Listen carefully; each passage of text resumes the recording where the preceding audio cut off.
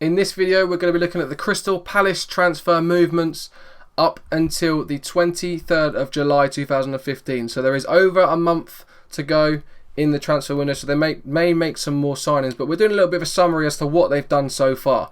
A lot of the bigger name transfers I will be covering in separate videos, but don't forget to also check out the other teams. Links will all be in the description, but the main thing is I want you guys to get involved in this. Get your comments in below. What do you think these teams need to do transfer wise? Do they need to sell players? Do they need to buy players? Who are these players that they need to buy and sell? Let me know. Predictions as well. How do you think these teams are going to do? Today though, we are looking at Crystal Palace. They haven't actually done a lot of business. They've released quite a few players, and they've only made a couple of signings. So we'll start off with the outs. Jack Hunt has gone to Sheffield Wednesday on loan. This is the right back. He had a real big injury at the beginning of the season. He obviously moved from Huddersfield, I believe. I think I remember watching him, the MK Dons play against him, and he played right back. So yeah, he's gone to Sheffield Wednesday on loan. Then we have Shola Amiobi, who's been released. Lewis Price has gone to Sheffield Wednesday on a free, so there's obviously a good relationship between Crystal Palace and Sheffield Wednesday. Owen Garvan has been released. Peter Ramage, Stephen Dobby, Jerome Thomas, the winger as well, has also all been released. And then Kyle De Silva has gone to Notts County on a free transfer. Now, there's a lot of players in this. They've actually got a really big squad, Crystal Palace, and they've got an awful lot of strikers, which is quite strange.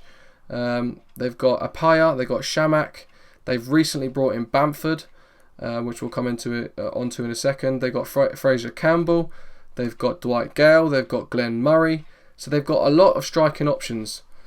But we'll go into the ins. So Patrick Bamford, as I mentioned a second ago, he's joined from Chelsea on loan.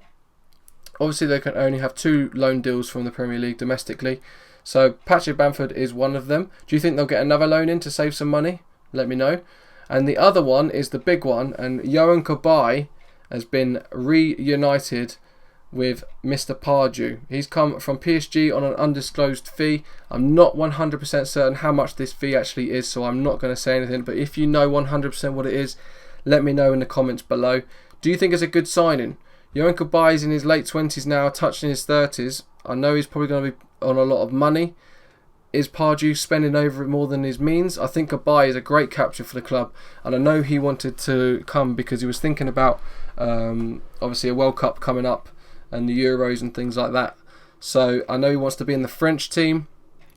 Do you think this is a good move for him? Let me know. As I said, get your comments in below. That all rhymed. But we'll move on. So looking at the Palace team, I still think that they possibly need to improve in a few areas. Speroni's had a really good season, but I do think they need to make that step forward in a goalkeeper position. I think they should maybe look to invest in a goalkeeper.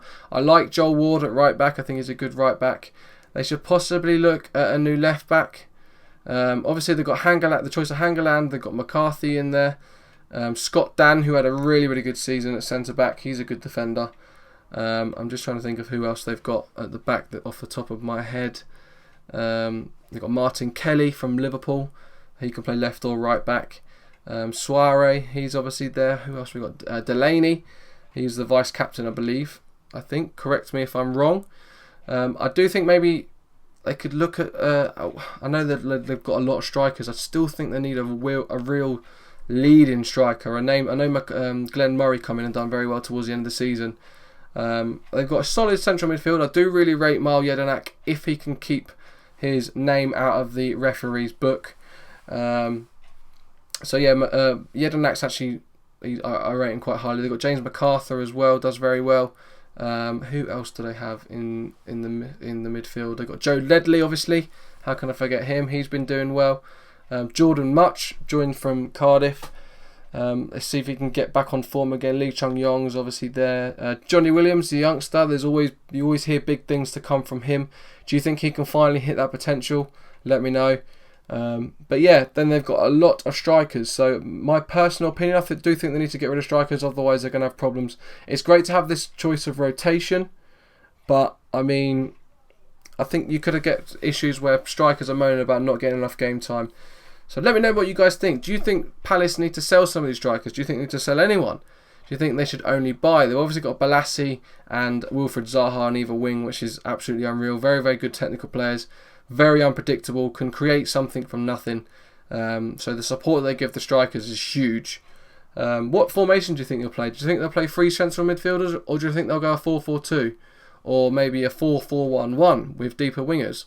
Obviously, Cabaye is going to come in. I imagine it'll be Cabaye and Jedinak will be the central midfield pairing. Maybe another central midfielder to come in there as well. Let me know what you guys think. Like I said, this is all about the debate, the topic.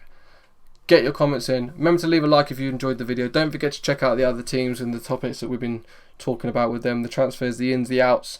Like I said, 23rd of July this video is being recorded. So there may be more going on to and from.